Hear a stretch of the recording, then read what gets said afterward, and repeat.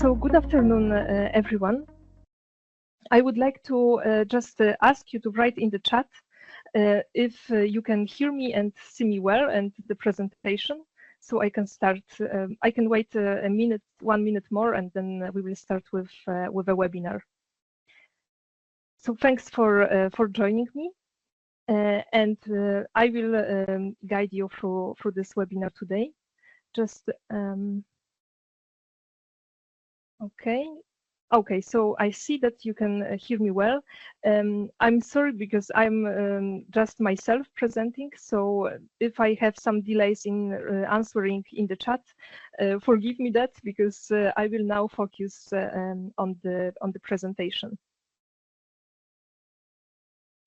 Okay, so let's start with this webinar. So once again, good afternoon, everyone, and I am very glad to welcome you at the first activity of the second phase of EU Africa R&D Facility project. This webinar, it's the 16th webinar from the series of webinars that we had in the past. My name is Ewelina Dobrowolska, and maybe some of you may know me from the past events. If not, then you can check also recorded webinars on our YouTube channel. I am Earth observation scientist working in CERCO in Italy. And in this webinar, I will guide you through steps on how open access data and open source software can be used for monitoring recent floods events. And in this case study, we will focus on East Africa, and more later on, I will provide you more description on this topic. Okay, so first of all, I would like to present you the introduction to the EU Africa R&D facility. Then we will focus on the problem description and how recent developments in satellite observation systems can contribute to flood monitoring. We will also explore some flood mapping techniques, but not too much in detail, because we have only 1 hour for this session. And I will present you the case study on how Sentinel-2 data can contribute to flood extent assessment. At the end, there will be also some take-home messages, and I will also present you which opportunities EU Africa R&D facility can offer you after this webinar will be over. Then there will be also live Q&A session, so I hope to stick to the time and finish the webinar within 1 hour, so we have time for the session. So first of all, I will briefly describe you. Sorry, because I think something went wrong. No.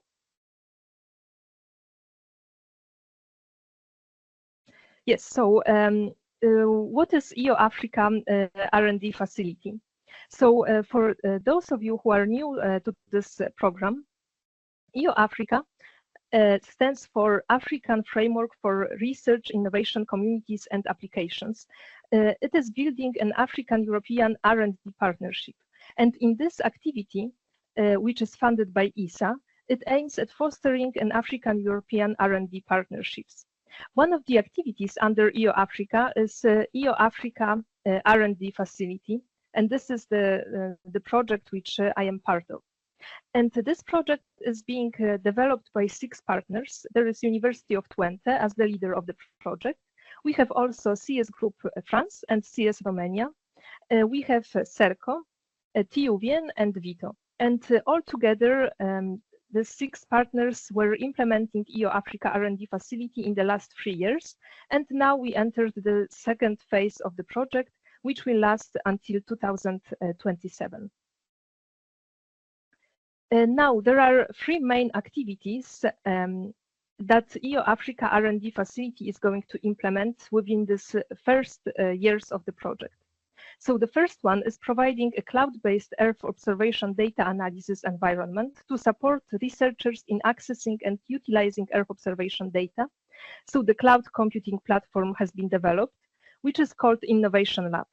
And we also provide we also provide this platform to African and European researchers to be able to perform joint research using Earth observation data in Africa. We also offered technical and financial support for 30 research studies to address African Earth observation research challenges related to water scarcity and food security. And right now, as you can see, there is also ongoing call for research proposals, which has a deadline for registration until 20 of September. So hurry up to register for this one. The third activity which we focus on is establishing a digital capacity development platform, which provides domain-specific trainings, including training modules, face-to-face courses, online courses, webinars, and massive online courses. Now we will introduce the problem of this webinar, which are floods. So European Commission defines floods as a state when the temporary covering by water of land not normally covered by water. So floods may include floods from rivers, mountain torrents, watercourses, and floods from the sea in coastal areas. And it may include floods from sewerage. It may exclude floods from sewerage systems. Floods can occur due to natural causes or human activities, and some causes of flooding are heavy rainfall, storms, snow melting, vegetation issues, or dam failures.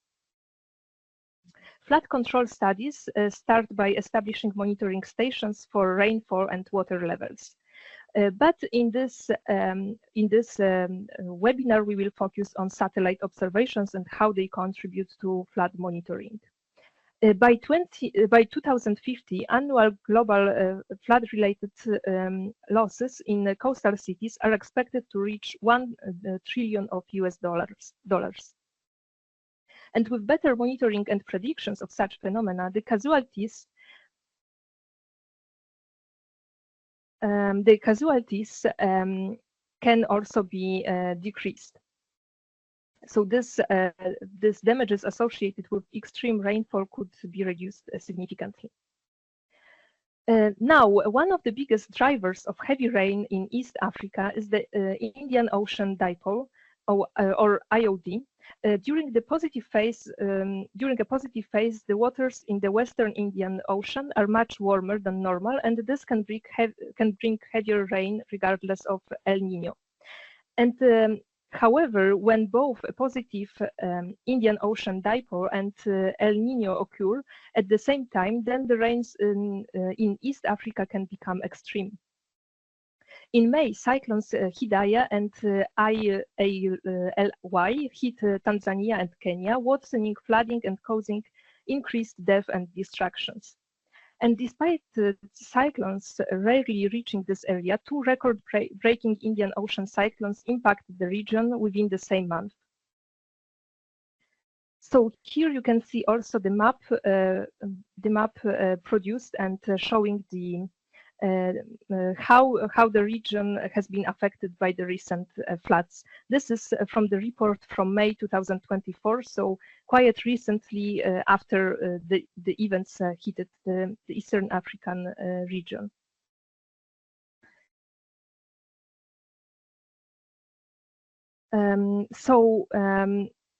Here we have also a map that shows tropical cyclone Hidaya, and it is the first documented cyclone to reach tropical status in the low latitude northern, eastern, southwest Indian Ocean.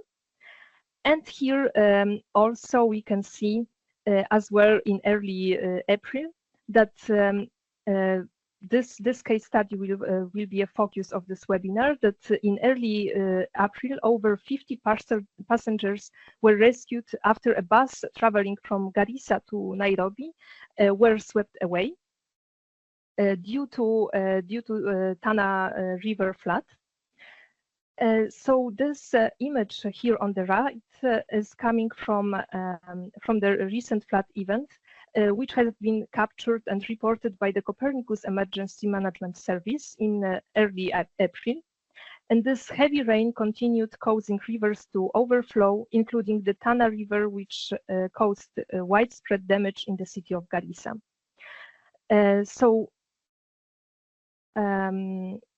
Here also in the previous year of 2023, more than 60 people have died and an estimated 136,000 of people were displaced due to flooding in the country, as reported by the government of Kenya.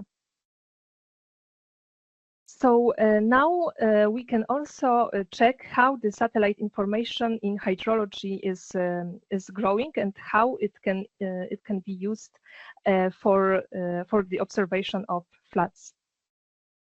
So the most commonly used satellite data sources for the delineation of flood events are optical and synthetic aperture radar data. Remotely sensed data can contribute to monitor emergency situations, supporting the development of an efficient early warning system, the acts of evacuations, and the impact of future flooding. There are various methods, such as thresholding and change detection, that have been developed for fast water detection using SAR and optical images to easily detect open water in rural and peri-urban areas. Optical and SAR imagery is used in near real time to monitor major floods, with services like the International Charter and Copernicus Emergency Service providing flood maps for rescue efforts and damage assessments. Here we have the list of optical missions used for flood mapping, and optical sensors are passive sensors and measure the solar radiation reflected by the Earth's surface in the visible and infrared frequency bands. From the medium to high resolution optical sensors like, for example, MODIS, MERIS, Landsat, SPOT, ICONOS, GeoEye, and WorldView have been produced imageries used for monitoring inundation events pre and post-crisis.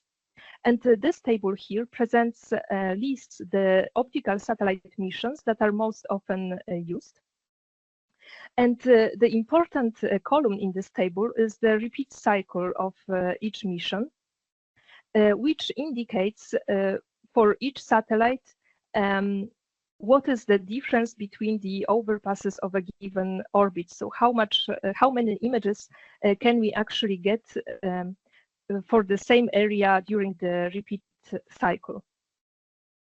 So because images acquired from different orbits can substantially overlap depending on the latitude of the area of interest, the effective revisit time for a given point may be substantially shorter.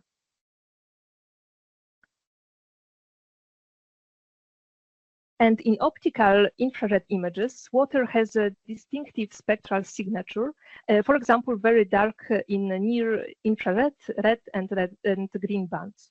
And many bands combination indices have been proposed to also contribute the assessment of floods using optical missions. And on this, we will also focus later on. So SAR sensors, differently than optical missions, are active.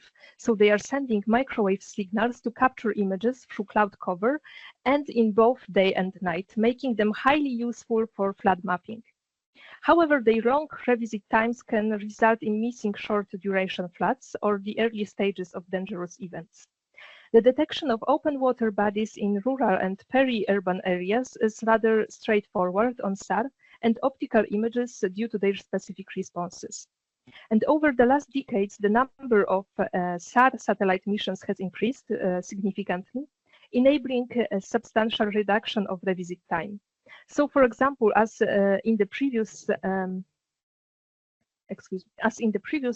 slide, you have a table which lists the major SAR missions which contribute to hydrology. And for example, the Cosmos Sky Met SAR sensor can be pointed toward a predefined area of interest on demand and revisited as frequently as daily. On the contrary, Sentinel-1 mission has a fixed acquisition plan, meaning that acquisitions are more systematic and therefore enable the exploitation of change detection or images in time series-based approaches.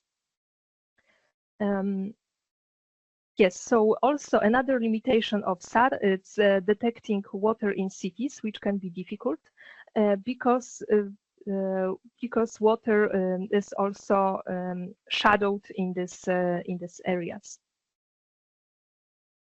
Now we can focus on the family of the satellite sensors, which is freely open and which we use for flood mapping as well.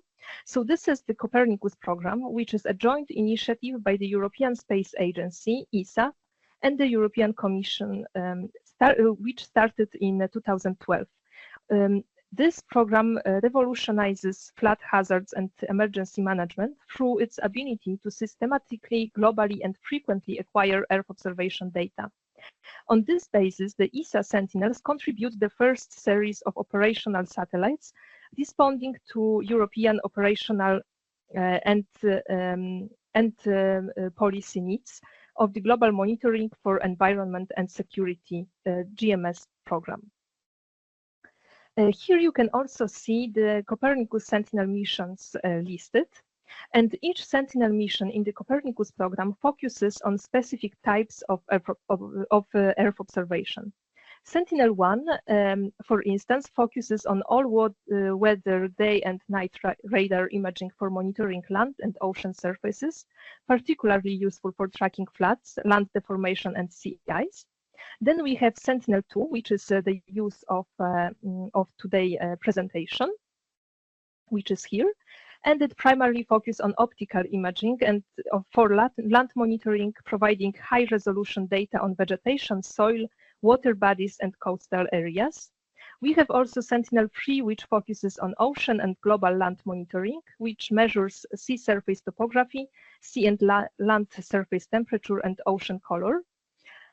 Also to track climate changes. Sentinel-4 and Sentinel-5 are designed to focus on air quality.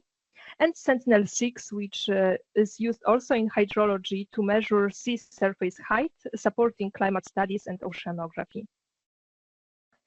Sentinel-2 now routinely delivers high-resolution optical images globally, providing enhanced spot and Landsat type data. And Sentinel-2 carries an optical payload with visible near-infrared and shortwave infrared sensors, comprising 13 spectral bands at 10, 20, and 60 meters spatial resolution with a swath width of 290 kilometers. Being an optical sensor, Sentinel-2 can observe floods only during the daytime in good weather conditions because the solar light cannot penetrate the clouds in the visible range. So now, as you can see, we have also Sentinel-2 in orbit, which is very recent. It has been launched last week, and it will soon replace its predecessor, Sentinel-2A. Here we list different product types that Sentinel-2 provides. I will now not focus too much on this, just to mention that the two of them, level 1C and level 2A, are distributed to the user. And the difference is that level 1C data are not atmospherically corrected, and there are at top of atmosphere reflectances in cartographic geometry. And level 2A are ready-to-use data which are atmospherically corrected, meaning that they are free of clouds and shadows. And this is the product type level which we are going to use in this case, use case scenario. Depending on the physical and chemical characteristics of water reflects, transmits, or absorbs electromagnetic radiation. And here we provide a graphic and a list of interactions that are happening between water bodies and how their reflectance is captured by the sensor. And we are focusing on the optical sensors. Of course, how the reflectance is absorbed by the SAR sensors may be different. And we have the main characteristics of these interactions. So we have deflection and refraction at the surface. So reflection means that some portion oncoming electromagnetic signal reflects off the water surface, especially at shallow angles. And it depends on the surface conditions. So if the water is calm or rough. So calm water acts like a mirror, while the rough surfaces scatter the signal. Reflection, on the other hand, affects how satellites perceive underwater features. So they are used how the water features are detectable. Then we have also absorption by water. So water absorbs light differently across various wavelengths, and this will be presented today. So it helps in distinguishing water bodies from land, for instance. And we have also another one, absorption by dissolved and suspended constituents. So materials like algae, organic matter, and pollutants absorb light in specific wavelengths. And we have also scattering, which contributes to particles like sediments, plankton, or pollutants, which scatter incoming light, leading to backscatter, which increases the reflectance in the visible spectrum. So, for example, turbid waters with high sediment loads appear brighter in the satellite images due to increased scattering. Now, what is very important, it is to understand which bands are useful from Sentinel-2 to assess water bodies, including floods. So here we present a list of bands from 13 bands multispectral sensor of Sentinel-2 that contributes to water detection. And it can also be seen on the graph on the right side that the blue band is very useful in detecting water bodies, as it has very high reflectance in the visible spectrum. It is used to identify shallow waters and in detecting suspended sediments or algae in water. Then we have also green band, which enhances detection of chlorophyll content, for instance. We have as well red band, which helps in distinction between land and vegetation and water, and near band, which absorbs water. Excuse me. Okay. Absorbs water in almost all light in the wavelength window, making water bodies appear very dark. And then we have also shortwave infrared. So it also is behaving very similarly to near infrared bands. Here I list also radiometric indices, which are numerical values derived from the measurements of electromagnetic radiation by combining those spectral bands that were listed in the slide before.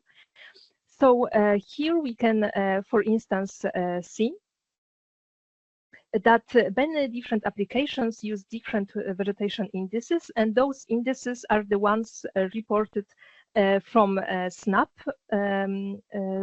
software, which is the software that we are going to use today as well. So here I list only several, not all of them. So you can check for a full list online, which are the water indices and which ones are useful for vegetation. And here I would like to present you the most commonly used in the literature water indices, which are MNDWI, which is Modified Normalized Difference Water Index. So the difference between this one and the Normalized Difference Water Index is that the first one is also suppressing built-up land and areas and reducing vegetation noise. So you will also see from the exercise that it very much contributes to detection of water bodies, like rivers, for example. NDWI, which reflects moisture content in plants and soil. Then we have also this modified normalized difference vegetation index, water index, and we have as well automated water extraction index, which is improving the water detection by minimizing noise from shadow and dark surfaces. And we have also normalized difference moisture index, which is assessing moisture content in water bodies.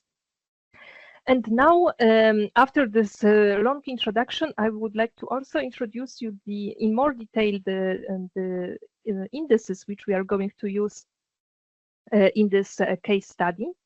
So I will present you 3 indices that we are going to use. So the first one is the second normalized difference water index, MNDWI, which is developed by McFeeters, and it detects surface water from wetlands and measures water extent using green and near infrared. And here you can also find a formula of that. So high MNDWI typically indicates the presence of water. Then we have also Sentinel water mask, which is developed in 2017.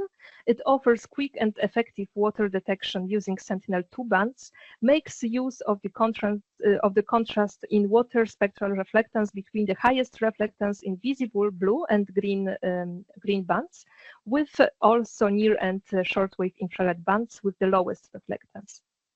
So here you can see how this also can be used. And we have modified normalized difference water index, which highlights the open water surfaces. And this is the print screen actually of the exercise we are going to do today. As I mentioned, it overcomes the MNDWI limitations like affecting signal noise from built-up areas and vegetation. Okay, and there are different techniques of, I will very shortly very shortly mention that we have different techniques to approach the flood mapping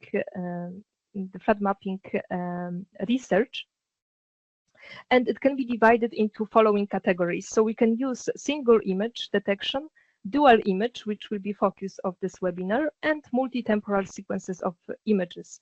Each of them has its own advantages and disadvantages. For sure, the first one, single image and dual image, are the ones that are faster than multi-temporal sequence of images. So they allow on real-time assessments of flood mapping extent. A single image has a drawbacks that the Sentinel-2 data number of this data are very limited over selected study area. So it may be that on your selected date, this study area will be covered by cloud and you would not see nothing. So you might go for the second option, which is change detection. So, but this also depends on the reference data. So here again, you must be very careful on selecting the one on another approach, because it comes with its pros and cons. Also, the multi-temporal sequences of images are require a lot of computational space. So if you do not have much computational resources, this can also be a problem. And here in the following slides, indeed, I have mentioned some advantages and limitations, but I will not focus on that, because we are going now to check on the objectives of this exercise. So this case study will make use of open source data and software. We will process 3 images using cloud computing, or I will just show you how the cloud computing environment is built in EO Africa. And then the processing steps will be followed in Snap. Then I will also apply the water mask to calculate total area affected by flood and visualize it in QGIS. And all this is done in Snap. Here we have also the context of the study of the case study. So as I mentioned, the study area is located in Tana River area and its surroundings, mostly affected by flood in April 2024. And Tana River is the longest river in Kenya. It has around 1,000 kilometers long, and its catchment covers around 100,000 of square kilometers. And here it is located. The study area is located around Garissa town. So now I can just go to Copernicus data space ecosystem to show you how the Sentinel products can be downloaded. Here you have a link to that. And as you can see, By using this link, you can explore the Copernicus data mentioned before. And also, then we will see how this data can be accessed online.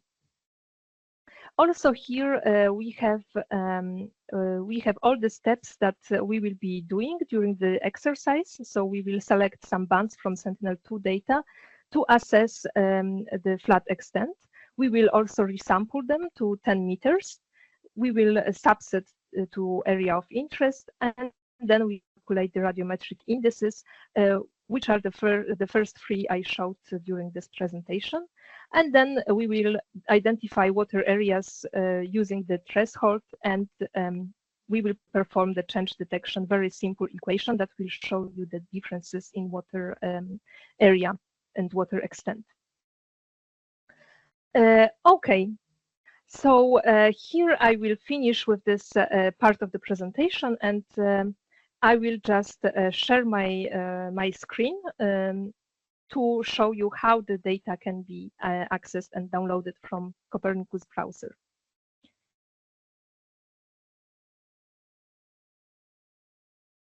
Okay, so here I will just go to the website that I mentioned to you before. If you can write that you see this window open. So just for confirmation that you can see correctly, or you are still okay. Okay, yes. So here we are in the browser data space copernicus.eu, and here we can search for any products that we are interested in for our study area. So to make it easier, I will just log in using my credentials to Copernicus browser.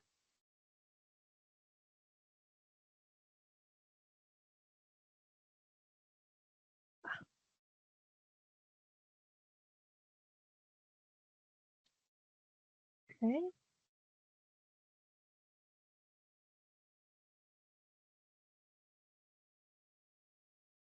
Okay, and now here you can just, to make it easier, you can just write Garissa to navigate to the area of interest. And I know by heart that it is located here in Kenya.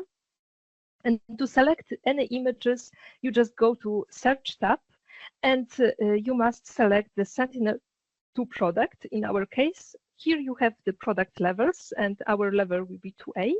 And here you have additional filters, but I would not apply any of them. Then what is interested to us is to select the correct image. So the first image I am going to use is from 2024, from April this year. So I will go just to April, and I will acquire the image from the last week of April, because I know that the one that is of interest exists. And if I go to search, I should be able to see here the tile that is available. And I may also click on visualize and see, for example, here you can see already that the area has been affected by flood. I will not now download the product, but to download the selected product, you just need to select it. And here you click on the download, and your product will be downloaded immediately. Here you can also visualize some other information about the products. The cloud cover here, you see that is quite high. It has maybe around, let me check, it has 36% of the cloud. But for us, it is not important, since the part that we are interested in is quite clear in this image. And the other product that we are interested in is also from April, but of 2023. So I can just change the year here and navigate to the product also from from the middle of April. So when I click search, it should return, no, not here. Sorry, I mistook the year, and now it is going to be very slow. But anyway, the product that I have downloaded, it's from April 2023. So I think the best would be to return to the search, but I think it's too much. Okay, too many products have been listed, so it is going to be slow. Now I go here.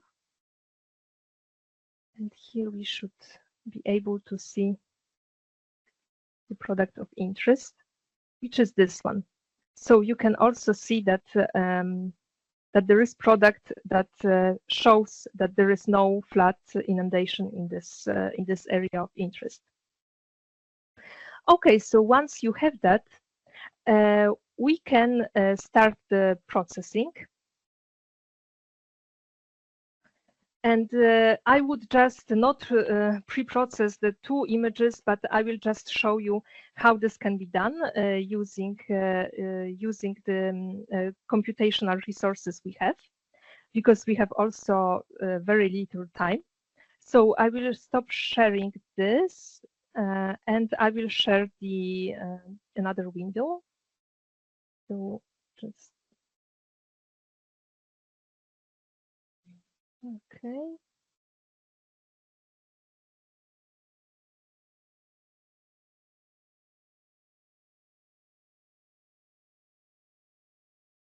I don't know if now you can see the Innovation Lab, which is the cloud computing platform that I mentioned to you before, that is available for the registered users of EO Africa R&D facility community. So for the online courses and other face-to-face courses, we have this environment available to all the users to use the computing capacity, which okay, can you see now the screen with EO Africa R&D facility with the desktop firm? Because I see that some people didn't. Okay, good. Okay, so I will just increase this view. And once we have downloaded the product, I would just, so this environment is a cloud computing platform that doesn't require any your own internet resources, but it is based only to launch the platform, and it is based on Linux environment. And you have here, what is very handy, you have here all the applications, open source applications pre-installed, so you don't need to have any software installed on your own computer. And for this exercise, I will very shortly show you the steps that we are performing to assess flood mapping with Sentinel-2. So first of all, you may be interested to open the product. So he opened some of the products that I was working on before on this exercise. So I will close now all the windows.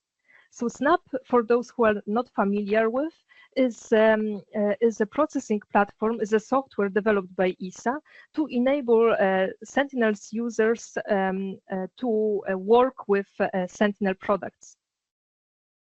And in this case, we are going to use it because you can also, after the webinar is over, you can also download it and repeat all the steps on your own. So how to open the product in SNAP is just when you download the image from Copernicus browser, for instance, you will have it in zip format. So here, for example, you have the list of the product that I am going to use. So the one is Sentinel-2B2A level from April 2023, and another one from 24. And you just need to drag and drop the image into the SNAP, into Product Explorer window, and the product will be opened. And here to open, to visualize, because the most important is to see the product actually. So to visualize any product, you just right click on the image and you go to open RGB image window. And here it is already, Snap already recognizes Sentinel-2 image and knows which band is corresponding to which channel. And it will open the true color image of the area. And I can do the same for the post event image, and we can compare like this, one next to another, how the area has changed during the flood. So you can see now that in this on the right, the image is not that clear, so it might be that there is some sediments and not the flooded area really. But we will see later with the water indices that this is possible to assess this extent of the flood. So, but like this, the products are not very useful for analysis. So we must perform some pre-processing steps of the Sentinel-2 to be able to produce some results. Because as you may know, the Sentinel-2 product comes with, here you can see with 13 different bands. So you have from band 1 to band 12, you have 13 different bands that correspond to a different wavelength. And each of the bands has different spatial resolution. So we must, to make sure that the program reads correctly the image and that we have the correct data to compare to, we must resample all the products into all the bands into the same resolution. And we will be using, of course, the highest spatial resolution we can. So we will use a 10 meters spatial resolution.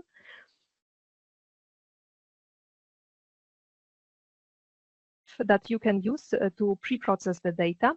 So I will just not go through all the steps because we do not have much time. So I will just load the graph of pre-processing, which is a graph built in this software.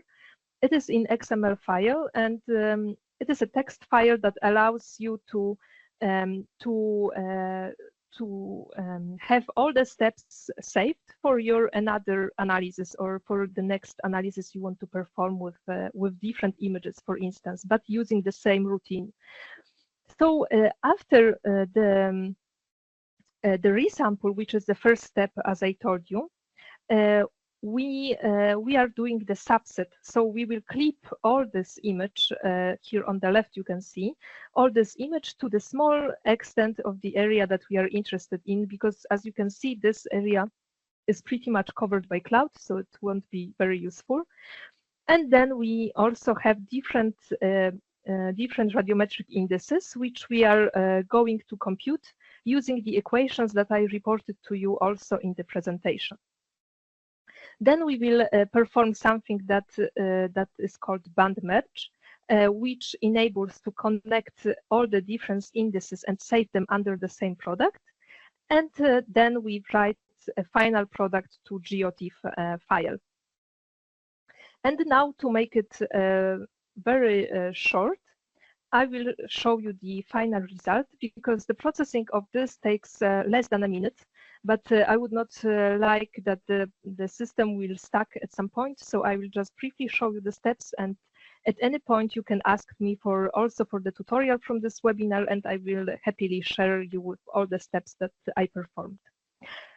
So once the products are processed in this environment, they are also displayed automatically here. So they are called subset, and then the name of the product, which is quite long. And then I also added a suffix RIS water indices. And here you can see, I will just close this windows. Here you can see for comparison how the different water indices indicate water areas. So I will just remove the masks, because I think this was something that I applied in a later step that I wanted to show you. So I will just remove that to show you how this mask can be created. And here we do the same with the bands from post-event actually. And I will also use the mask manager to clean this area. Okay.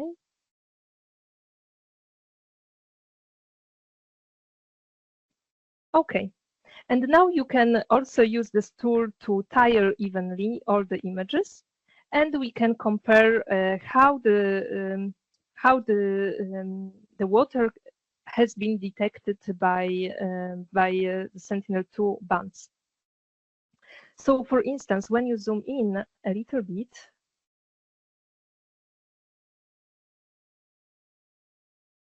you may investigate how here the white pixels they represent the flooded the areas affected by flood. Here you have the normal course of the river, and here you have the areas which have been affected. You may also see that in some in this upper image we have some clouds, but for this case scenario very short, I did not focus too much on this, but of course for the research paper that is going to be if you would like to publish some paper, you must also make sure that you remove the clouds from the image, or you use some mosaicing to remove these clouds to be able to compare correctly the water areas.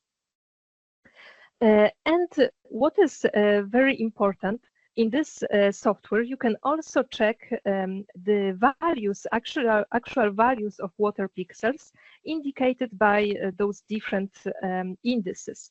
So what I wanted to show you is just that I cannot zoom in. Okay, let me just zoom in like this manually. So as you may notice, here in this pixel info tool, you have a tool to see the different pixels of water on the left side in this table. You can see the values of the pixels, how they behave in different water radiometric indices in different bands. And we use this opportunity to make something which is called thresholding, to understand and underline the areas covered by water. And how we can do that? So to test, first of all, because to create the water band mask, we must make sure that our thinking is also respects the reality on the image. So for each study area, the water pixels can have different values. So it is very focused on the special study area, and you must be sure that you select correct water pixels, because even difference in some small numbers can make a real change. So here we have something called mask manager. And we can define basically simply by putting these conditions, we can highlight some of the pixels that we think might correspond to water. And in this case, for example, I have defined for each of the different water index, I defined one condition. So for example, here for modified normalized water index, we have pixels that are above 0.35. And if I open this mask, then you can see that it masked out quite correctly, that it delineates the water course. Then we have, for the second image, we have the MNDWI mask, which here, as you can see, introduces some noise from the built-up areas, as I told you in the presentation, as well as some of the boundaries of the clouds are delineated. You can see that modified index, on the other hand, deals with clouds, and it doesn't mix the cloud pixels with the water pixels, which in this case is very useful for us. And the third one is Sentinel water mask, which is this new developed algorithm. And here you can see that even more, it doesn't handle the clouds at all. So you can see that all the clouds are marked in red, as well as water, as well as built-up areas. So this one would not be useful for this year at least. And the same I have done for the post-flooded or during the flood image. So here we have the same values are used for MNDWI, but as you may see, different values are used for MNDWI modified and for Sentinel water mask. Because, as I mentioned to you, from image to image, it may be different. So here you can see that MNDWI also doesn't deal with built-up areas, and it is even worse in this case. And the Sentinel water mask, as you may see, it very well identifies the flood affected regions. With some, of course, noises, but for this exercise, it can be acceptable. You can see that modified water index still deals very well and better than the others. And here, with this, by applying this mask over the flooded areas, you can also assess very quickly the water area on the image. So by going to raster and then masks, mask area, you can very easily select to which mask you want to calculate the area, and you can see that the water area in this image is around 3,000 of square kilometers. And another one is, let me check. You go to raster, masks, and then mask area. And if we select that, you can see that it is 27 square kilometers. 3 kilometers square, not 3,000. And of course, you can also calculate this and calculate the difference. So you can see that it has very much affected the region. And this is not the end, because after we have computed all these different water indices, we can also produce something called water band image. So by using simply by right-clicking on the product and going to band maps, we can just specify which are the bands that contribute, which are the thresholds that we were using here from the mask manager to produce this mask, and use this equation to just in binary mode to just indicate the water pixels from split the water pixels from non-water pixels. And in case of 2023, of the year 23, we indicated only the MNDWI index. So we used only this equation to extract that. And for 2024, we used merged mask from MNDWI and SWM. And here it's what we have obtained. So I will close this one for the moment. So we have the water band matched and the water band which was produced from 2023. And if we again collocate one image next to another, we can see how much of the difference it had been. Like this, it is more real. And then at the end, you can also, using the band map specifically, you can also perform something like water change, which is this band, which has been produced by subtracting the right upper image from the left upper image. And you can see that then the regular course of the river has been extracted, and the only that remains is the additional space that that was taken by the flood. Okay. Now I also like this. When you have these results, you can also use the file to export these maps to GeoTIFFs. And by specifying the location, you can just export it as a TIFF. And here, based on this outputs, in QGIS, I have opened already the final product.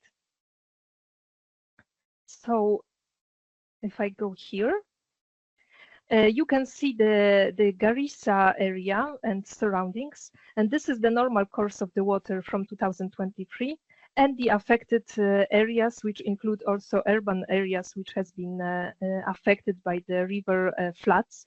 You can see also how the river banks have been interrupted and expanded during the flood in 2024. And you can, of course, produce these visualizations as well very easily once you have the GeoTIFF file saved. So this is just a simple visualization in QGIS. Okay, now I will stop sharing this screen. And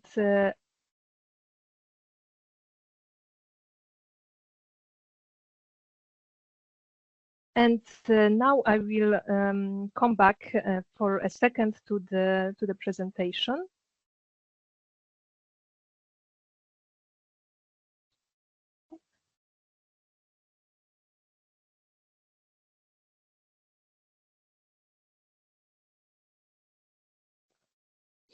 Okay, I will answer all the questions later on from the chat because I've seen that there are many. So here I also just mentioned the processing steps that I have applied. For those interested, I can also share the PowerPoint if needed. And there are some take-home messages I wanted to give you at the end, so that permanent water bodies extent can be measured with most satellite imaging platforms at any time, and also optical sensors can contribute to this. And that the mapping the area and extent of a flood is more challenging and depends on timing and also conditions during the event. So with the satellite programmed to have an average revisit time of minimum 2 days, almost all floods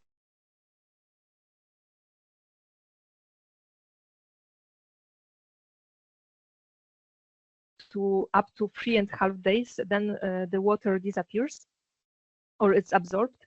So it is very important to have real-time measurements. And also factors like flooded vegetation and cloud cover can limit data collection and assessment at the same time. More satellites increase the chances of observing a flood event, so it allows to map their extent.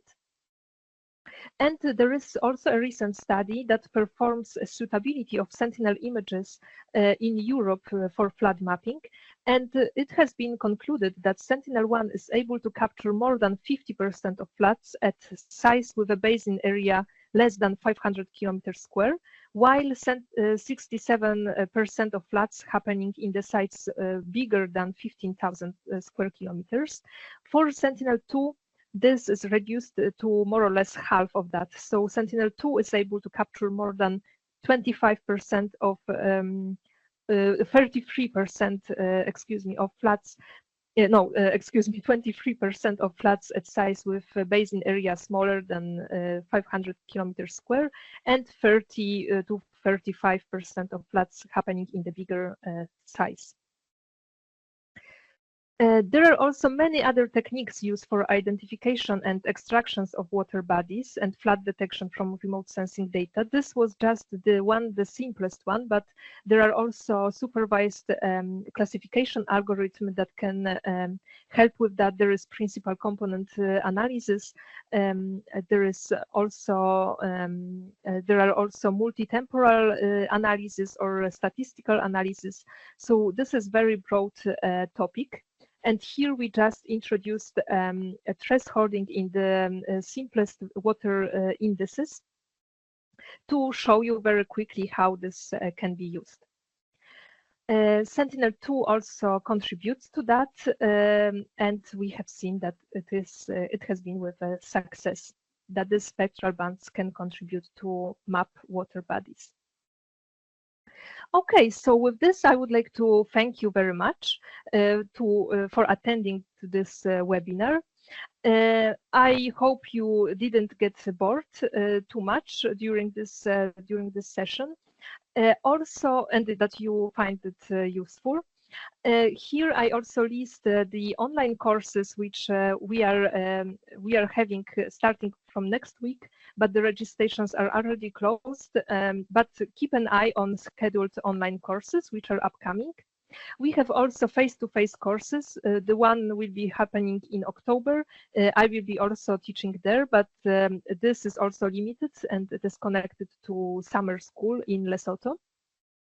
There are scheduled face-to-face courses. So the first one will happen in January 2025. So please keep an eye on this news section in the portal that I am displaying now here, and to keep you updated with the activities. Here you can also scan the QR code to see recordings of past webinars. We have one webinar on similar topic, which was flood assessment with Sentinel-2. So this one is a follow-up of the previous webinar to add you more information on how Sentinel-2 can be used instead. And of course, if you have any questions, please let me know. I will now continue, I think, sharing this, and I will, of course, answer to the questions in the chat. So please just give me a second. So I will keep this window open. You can find also my email on this last slide, and I will go through the questions. But please be patient because we have only a few minutes to answer them. I think I can stay more 10 minutes more to answer the questions. So I would not allow you to speak because we have many participants and the internet issues might arise. So I will just read the questions and answer you live from the top. Or maybe I will start from the down, so it will be easier for me. Yes, so the recording will be available. And it will be available within 2 weeks, 1 week, because it takes time also to export the.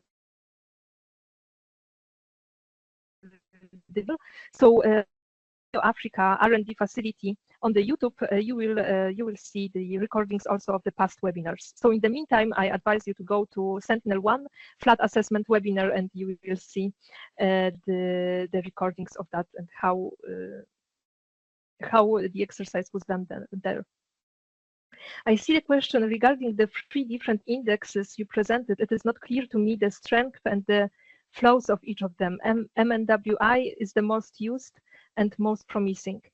Yes, in this case, as I mentioned to you in the presentation, so this depends on the area of study. I have been also doing some other analysis using water indices, and depending on the water bodies, of its structure, of its characteristic, if the surface of the water is rough or it is smooth, it has some algae or not, the spectral reflectance in different bands, it's different, and so as the water indices we are using. So that's why they behave differently, and it is very difficult to assess which one is better, which is worst, because it depends. It is the most broad answer I can give you, but it is like this. So we cannot tell that MNDWI can behave best of the best for all these cases. You will read in literature that there are many others that can also contribute. And again, if it satisfies your needs, then of course it works for you. But for some other researcher, he might or she might look for another solution. Yes, so the slides, please write to me if you want to that the slides will be shared. In the meantime, I will try to put them in some shared folder, but for the moment I cannot promise you that because we are just starting with the second phase of webinars. But if you write me an email, I will give it to you, of course.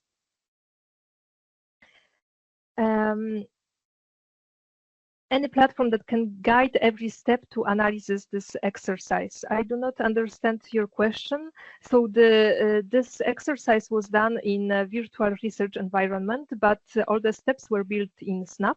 So I built the graph in Snap, and all the steps I did manually. It is not something like the code that I was running.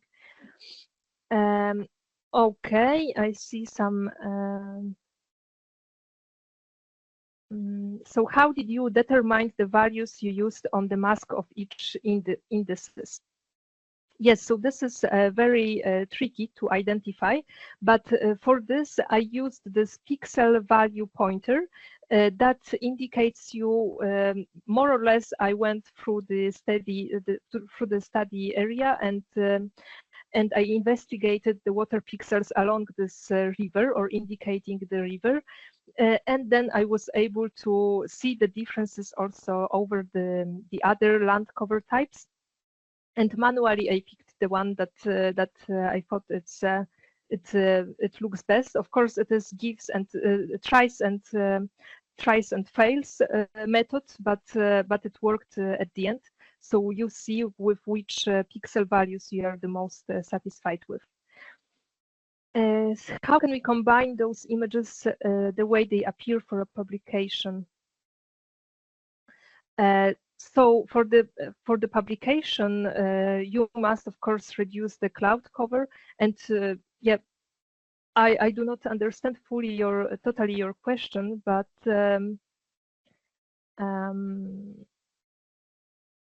yeah, the steps that I was using for the processing steps are the standard one that you can also find in other publications. So this is a standard procedure. They can be used in this way.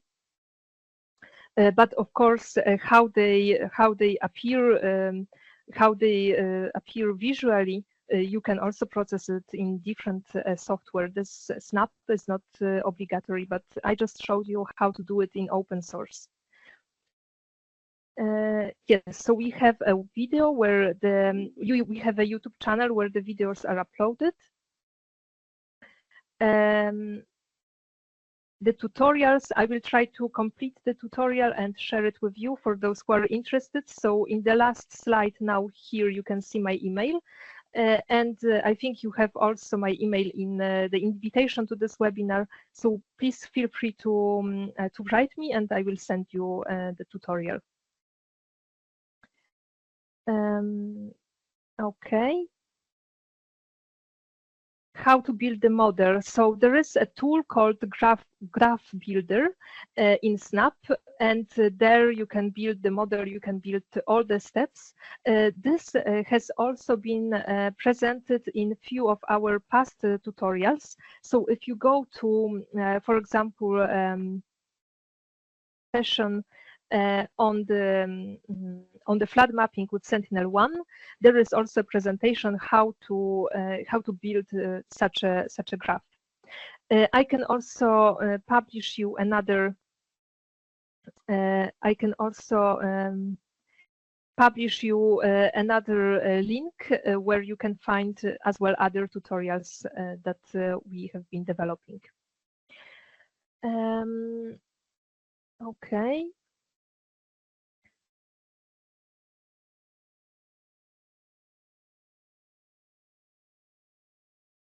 Okay, so here I see that someone has replied to another participant. Snap needs installation. It is pre-installed on the virtual research environment that I have shown you, but it is also accessible through stepisa.int website. And you can download it to your PC.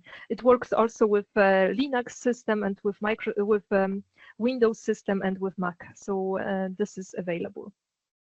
There is also a plugin in Python that you can use with Snap. It is called Snappy. I'm not sure about its current development, but until 1 year ago it was working, so you can also check on that in the documentation. Okay.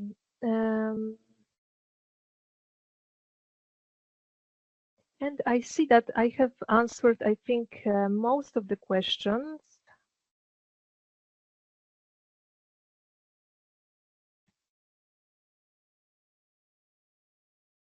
Okay, so are there already out ensemble approach algorithm which leverage on difference indices for mapping floods in a more comprehensive way, so that different flows and strengths are taken into account, maybe with output expressed as probabilities?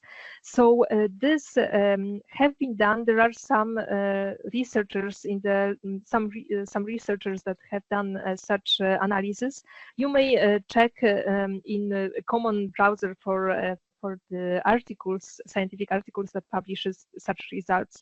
In this case scenario, I didn't do that because this can be done, for example, by using a classification, some classification methods, supervised classification method, and for example, how each features are contributing into the algorithm and into the final output.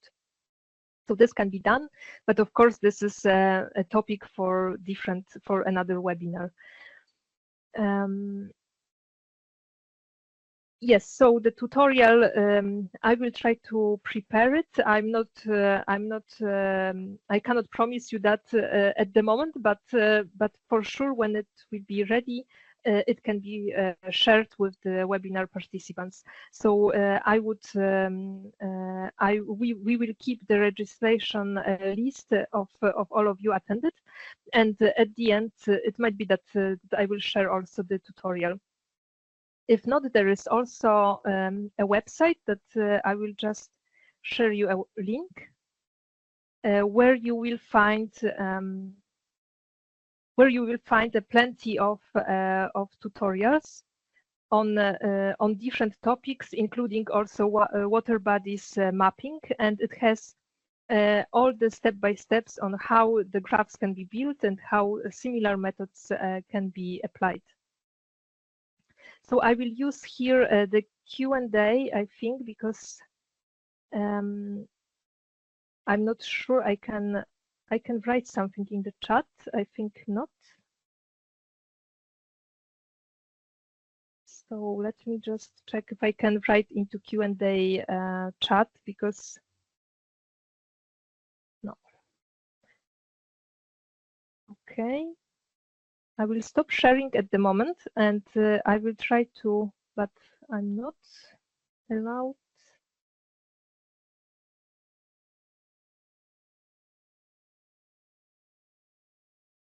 No. Okay. So there is a EO for Society website that has Copernicus rules training materials that lists the materials that I was mentioning, similar for risk monitoring, for hydrology studies, and there you can find all tutorials with open source software which are available. I cannot write anything in the chat, unfortunately, but you will find it online.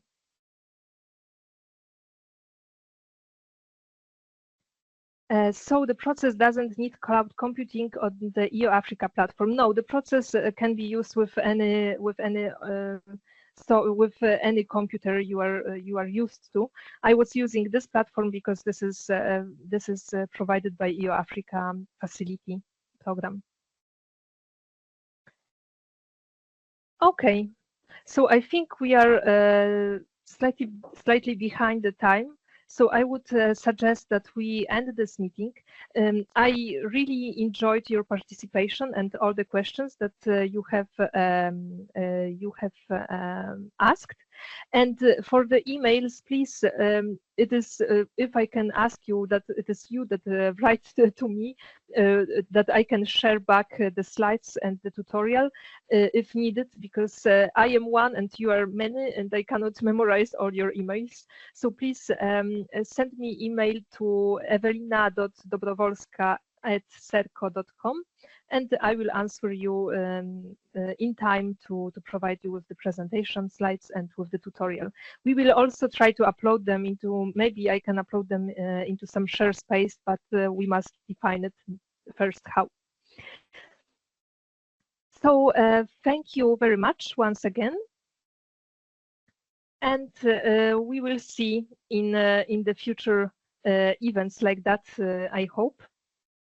So I hope you enjoyed it, and that you will find this useful for your research or for other purposes. So the email is as my name and surname, with the dot between, and then you have @serco.com. So you will find it. You will find it for sure. You can also find it, I guess, in. You can also find it in the invitation for this webinar. So as a presenter, I also published my email. Okay, thank you very much once again.